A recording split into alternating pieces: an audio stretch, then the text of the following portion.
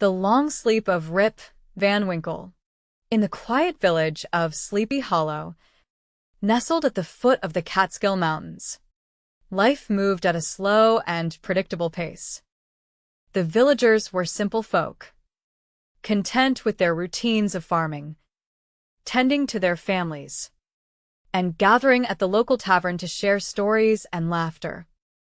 Among them was Rir, his easygoing nature and his aversion to hard work. Rip was beloved by the children of the village for his playful spirit and his knack for spinning tales of adventure and wonder. But to his wife, Dame Van Winkle, he was a source of constant frustration. She scolded him daily for his idleness, his inability to provide for the family, and his habit of escaping to the tavern whenever chores needed to be done. Rip's small farm was in a state of disrepair. The fences were falling apart, the fields were overgrown with weeds, and the roof of his cottage leaked whenever it rained.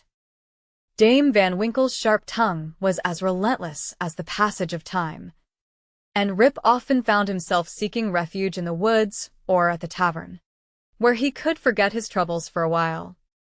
His only companions were his faithful dog, Wolf, and his musket, which he carried with him on his occasional hunting trips. Rip's relationship with his wife was strained, to say the least. Dame Van Winkle was a woman of strong opinions and little patience.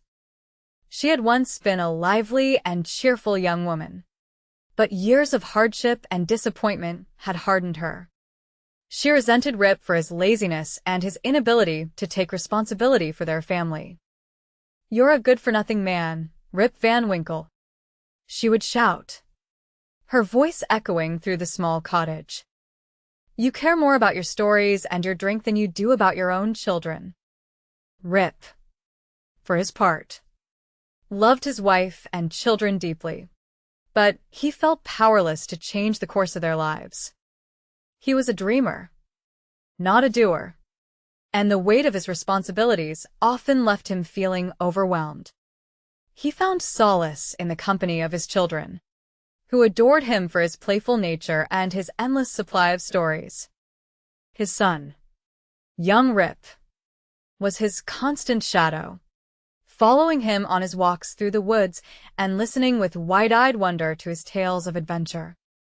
His daughter, Sarah, was quieter and more reserved, but she shared her father's love of nature and often joined him on his hunting trips. But despite his love for his family, Rip's friendships with the villagers were perhaps his greatest source of comfort. At the local tavern, he was a beloved figure, known for his quick wit and his ability to make even the most mundane stories come alive. His closest friend, Derek Van Bummel, the schoolmaster, often joined him for a drink and a game of checkers. Derek was a man of learning and refinement, and he admired Rip's storytelling abilities, even if he sometimes teased him for his lack of ambition. "You're a man of great potential, Rip," Derek would say with a smile. "If only you'd put that mind of yours to good use." Another of Rip's friends was Nicholas Vedder, the owner of the tavern. Nicholas was a gruff but kind-hearted man who had seen his share of hardships in life. He understood Rip's struggles and often offered him a sympathetic ear and a free drink. "Life is hard, Rip," Nicholas would say, his voice low and gravelly. "But it's easier when you've got friends to share it with." One particularly warm afternoon, after a heated argument with his wife, Rip decided he could no longer bear the weight of her nagging. He grabbed his musket, called for Wolf, and set off into the mountains. The cool breeze and the rustling leaves offered a welcome escape from the chaos of his home. As he climbed higher into the hills, the sounds of the village faded away, replaced by the peaceful silence of nature. After hours of wandering, Rip found himself in a part of the mountains he had never seen before. The trees were taller and older, their branches twisted and gnarled like the fingers of ancient giants. The air was thick with the scent of pine and earth, and a faint mist hung in the air, giving the landscape an otherworldly quality. Rip felt a strange sense of calm, as though he had stepped into a place untouched by time. As he ventured deeper into the forest, Rip heard a sound that made him stop in his tracks.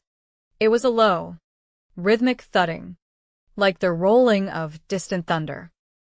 Curious, he followed the sound until he came upon a clearing. There, he saw a group of men dressed in old-fashioned clothing, their faces solemn and their movements slow and deliberate. They were playing a game of 9 pins, the heavy balls crashing against the pins with a sound that echoed through the valley. One of the men, a short figure with a long beard and a wide-brimmed hat, noticed Rip and gestured for him to approach. Rip hesitated, but something about the man's expression put him at ease. The stranger handed Rip a small keg of liquor and motioned for him to drink. Rip, never one to refuse a drink, took a long sip.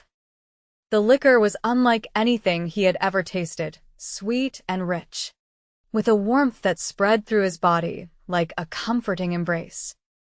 As the men continued their game, Rip felt a strange drowsiness come over him.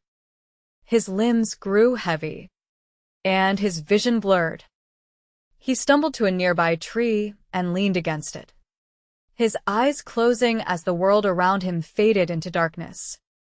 When Rip awoke, the sun was high in the sky, and the air was warm and still. He rubbed his eyes and looked around, confused. The clearing was empty, the men and their game of 9 pins nowhere to be seen. His musket, which had once been sturdy and well-kept, was now rusted and falling apart. His clothes were tattered, and his beard had grown long and unkempt. Even Wolf was gone, leaving no trace of his presence. Rip's heart raced as he tried to make sense of what had happened. He stumbled down the mountain, his legs weak and unsteady, until he reached the village.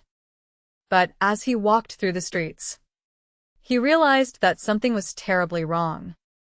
The houses looked different, larger and more modern, and the people were dressed in unfamiliar clothing. The village itself had grown, with new buildings and roads that Rip had never seen before. He approached a group of villagers and asked about his wife and children, but they stared at him as though he were a stranger. When he mentioned Dame Van Winkle, an old woman's eyes widened in recognition. Dame van Winkle? She said.